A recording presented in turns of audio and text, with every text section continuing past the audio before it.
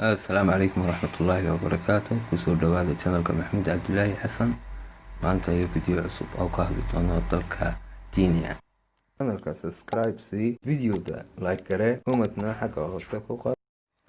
dalka Kenya ama Republic of Guinea waa dal ku yaala galbeedka qaaradda Afrika. waxaa loo yaqaanaa magaca Kenya Kongri si oo sooco jaarkeeda Guinea Bissau. xagga bari iyo koonfur waxaa xideeya Atlantic Ocean, xagga waqooyina waxaa xideeya Guinea Bissau iyo Senegal iyo Mali.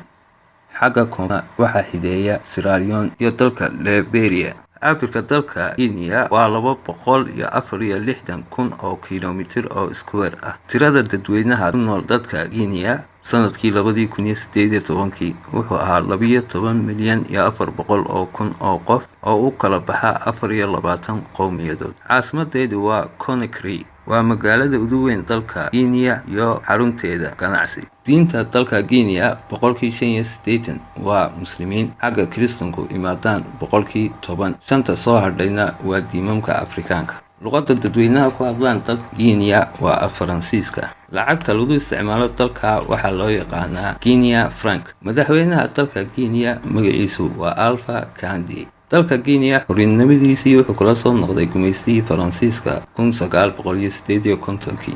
dhaqaalaha dalka Kenya wuxuu ku dhisan yahay beeraha iyo alaab dhoofinta. xagga Kenya ay haysato kayd fara badan oo macdanta qaalida ee loo yaqaano bauxite. dalka Kenya wuxuu dhoofiyaa bunka, dahab, diamond iyo aluminium. waxbarashada dalka Kenya waa bilaash, da'da u kala dhaxaysa 7 jir ilaa 13 jir. xagga iskuulo fara badan iyo jaamacado ay dowladdu ka dhistay dalka. caafimaadka dalka Kenya waa dalkii ugu horeeyay uu ku faafay fayraska loo yaqaano Ebola. labada cudur ee ugu waaweyn dalkaana waa AIDS-ka iyo malaariyada. channelka Maxamed Cabdilaahi Xasan wuxuu ku rajeynayaa daawasho wacan.